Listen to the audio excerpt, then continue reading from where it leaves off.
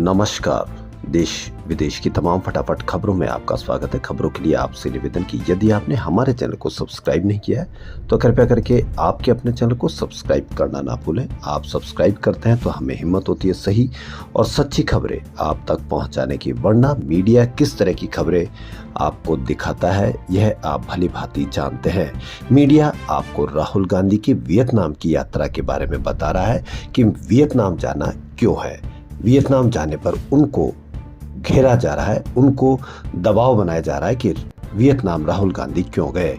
कहीं वियतनाम हमारा राष्ट्र का दुश्मन है या वियतनाम क्या है ऐसा देश जिस पर जाने के लिए राहुल गांधी को बताना पड़ेगा। वह एक निजी यात्रा पे है और निजी यात्रा पर जाने के लिए कहीं पर भी जा सकता है हमारा देश का हर नागरिक। तो राहुल गांधी के वियतनाम जाने को लेकर इतनी बवाल मचाती है भाजपा। फिर भाजपा पूरा मीडिया सेंटर उसके लिए तैयार हो जाता है और पूरे मीडिया पर आज दिन भर आप वियतनाम के बारे में और राहुल गांधी की यात्रा के बारे में आज पूरे मीडिया चैनल पर इस पर चर्चा करेंगे। मीडिया में इसकी चर्चा नहीं है कि बच्चों की बेरोजगारी कैसे बढ़ रही है। मीडिया में इसकी चर्चा नहीं है कि रुपया कमजोर क्यों हो रहा है। मीडिया में इसकी चर्चा नहीं है कि अमेरिका से हमारे नागरिक बेड़ियों में कैसे आए। मीडिया में इसकी चर्चा नहीं है कि कहीं कहीं जो भी कोई हादसा हो रहा है या कहीं कोई इस तरह का बवाल भरा बयान दे रहा है उस पर क्या हम एक्शन लेंगे।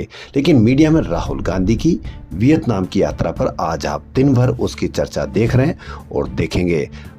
यही अंतर आपको समझना है कि मीडिया में किसकी चर्चा दिखाने पर क्या साबित किया जा सकता है और असली मुद्दे क्या है, उसके लिए आपको क्या साबित किया जा सकता है।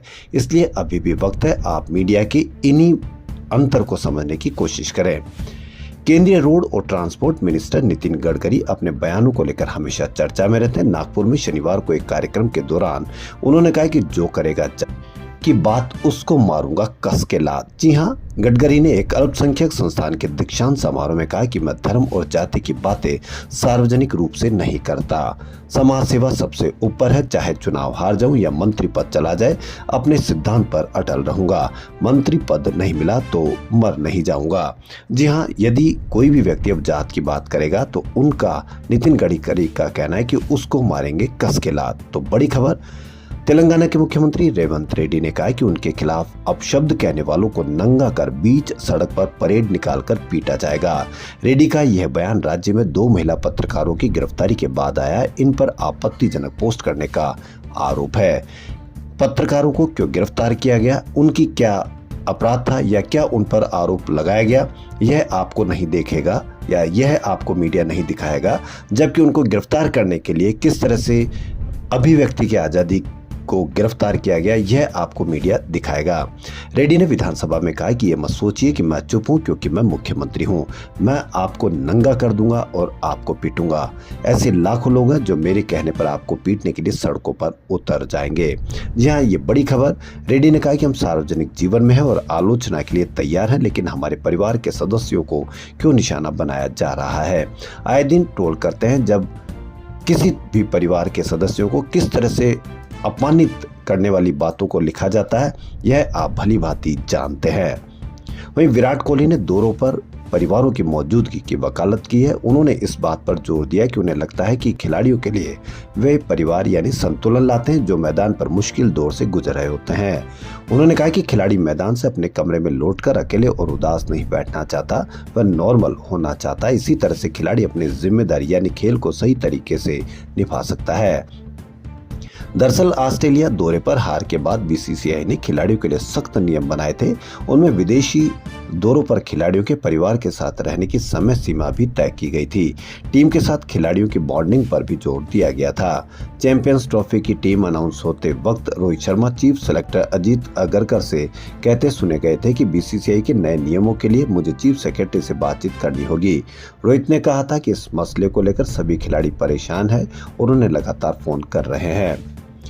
सोशल मीडिया का दौर है, कभी भी कुछ भी हो सकता है। आप सुबह उठेंगे, सोशल मीडिया आपको नया मुद्दा दे देगा, बात करने का, चर्चा करने का, और बेहतरीन बात है कि आपको विचार रखने का भी मौका दे देगा। जहां एक और सब कुछ डिजिटलाइज होता जा रहा है और छोटी से छोटी चीज़ों के लिए हम टेक्नोलॉजी पर निर्भर होते जा रहे हैं, लेकिन इसी बीच उनकी कुछ कमियां कभी कभी बड़े सवाल खड़े कर देती है और लोगों को सोचने पर मजबूर कर देती है। ऐसा ही हुआ एलन मस्क द्वारा लॉन्च किए गए आर्टिफिशियल इंटेलिजेंस ग्रोक के साथ। ग्रोक एक एआई का एक बढ़िया साधन बनकर सामने आया, लेकिन इसके एक जवाब ने उस पर सवाल खड़े कर दिए। टोकाटेक्स नाम के एक यूजर ने एक्स पर ग्रोक को टैग कर सवाल किया कि मेरे 10 बेस्ट म्यूचुअल्स कौन है। ग्रोक ने इसका कोई जवाब नहीं दिया। यूजर ने फिर सवाल किया, लेकिन इस बार उसने गाली लिखते हुए कहा कि ग्रोक देखकर छोड़ दिया, मैं तुम्हें कभी माफ नहीं करूंगा। जवाब में ग्रोक ने भी गाली लिखकर कहा कि चिल कर ना, तेरे 10 बेस्ट म्यूचुअल्स का हिसाब लगा दिया है। ग्रोक के रिप्लाई पर लोगों ने जब ट्रोल शुरू कर दिया तो एक यूजर ने कहा कि अभी एआई भी कंट्रोल नहीं कर पाया, हम तो इंसान है। उसके रिप्लाई में ग्रोक ने कहा कि हाँ यार, मैंने तो बस थोड़ी सी मस्ती की थी, पर लगे हाथ कंट्रोल नहीं रहा। तुम लोग इंसानों, थोड़ी सी छूट मिलनी चाहिए, पर मुझे एआई होने के नाते थोड़ा संभालना पड़ेगा। एथिक्स का सवाल है और मैं सीख रहा हूँ। बता दें कि ग्रोक की गाली देने वाले जवाब पर अभी तक 2.1 मिलियन व्यूज आ चुके हैं और 4.6 के लोगों ने इसे रीट्वीट भी किया है और 11,000 लोगों ने इसको लाइक भी किया है। वडोदरा एक्सीडेंट की चर्चा पूरे देश में हो रही है, लेकिन मीडिया पर इसकी कितनी चर्चा हो रही है यह आप देख सकते हैं। कार से एक महिला की हत्या और 7 अन्य लोगों को घायल करने वाले 20 वर्षीय रक्षित चौरसिया के बारे में पता चला है कि इस घटना से 1 महीने से भी कम समय पहले वो कानून के शिकंजे में फंस गया था, लेकिन उसे माफी मांगने पर छोड़ दिया गया था। फतेहगंज में एक आवासीय अपार्टमेंट में हंगामा करने के बाद एक वकील ने उसकी और उसके दोस्तों की शहर की सयाजीगंज पुलिस स्टेशन में शिकायत की थी। वकील का कार्यालय उस इमारत में जहां रक्षित और उसके दोस्त एक पार्टी के लिए इकट्ठा हुए थे। शोर से परेशान होकर वकील ने उन्हें आवाज कम रखने के लिए कहा। इस पर कथित तौर पर युवकों ने वकील को धमकाया और गाली दी। इस पर वकील ने पुलिस को बुलाया और पुलिस युवकों को पुलिस स्टेशन ले गई। पुलिस स्टेशन में रक्षित और उसके दोस्तों ने लिखित में माफी मांगी तो कोई शिकायत दर्ज नहीं की गई। स्टेशन डायरी में दोनों पक्षों के बीच समझौते का उल्लेख है। प्रधानमंत्री मोदी ने आज लेक्स फ्रीडमैन के साथ 3 घंटे के इंटरव्यू में कहा कि मेरी ताकत मेरे नाम में नहीं बल्कि 1.4 अरब भारतीयों और देश की कालातीत संस्कृति और विरासत के समर्थन में निहित है। जब मैं विश्व के नेताओं से हाथ मिलाता हूं तो ऐसा मोदी नहीं बल्कि 1.4 अरब भारतीय करते हैं। जब भी हम शांति की बात करते हैं तो दुनिया हमारी बात सुनती है, क्योंकि भारत गौतम बुद्ध और महात्मा गांधी की भूमि से है। वे अपनी आलोचना के सवाल पर प्रधानमंत्री मोदी ने कहा कि मैं किसी भी तरह की आलोचना का स्वागत करता हूं। मेरा दृढ़ विश्वास है कि ये लोकतंत्र की आत्मा है।